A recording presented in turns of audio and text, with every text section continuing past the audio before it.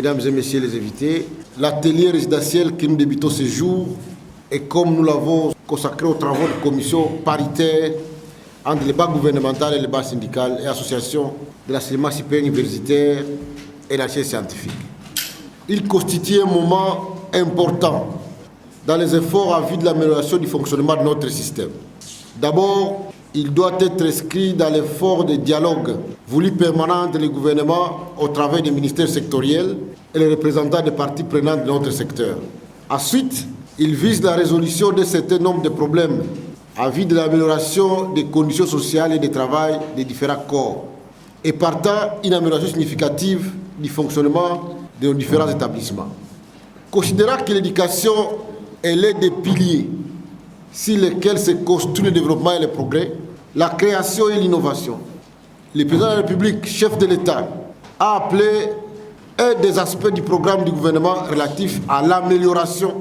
des conditions de vie et de travail du personnel d'enseignement supérieur universitaire et de la recherche scientifique. L'axe 51.253 du programme d'action du gouvernement,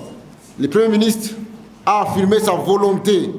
en tant que chef du gouvernement, de poursuivre l'amélioration progressive des conditions sociales et salariales du personnel académique, administratif, scientifique, technique et ouvrier de l'ESI ainsi que de la recherche scientifique. C'est donc dans cet ordre d'idées que le gouvernement a déjà normalisé la situation des payes des 527 docteurs à thèse au grade de professeur associé. Dans le cadre du budget,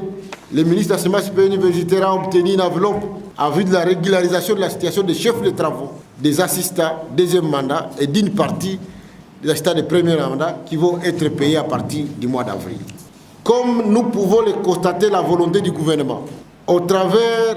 des dispositions SIO et des efforts en vue de la tenue des présentes assises reste manifeste et constante. Dans cette perspective, il ne fait l'ombre d'aucun doute que les différents participants sont appelés à donner le meilleur d'eux-mêmes afin que les objectifs communs que nous nous sommes assignés soient effectivement atteints et inclusifs pour le bien de notre secteur et de la nation. C'est donc dans cette perspective que nous débutons ce soir ces travaux, puisque la matérialisation de la vision du chef de l'État et la réalisation du programme du gouvernement dépendent aussi de la qualité de l'enseignement et de la recherche en République démocratique du Congo. Je vous remercie.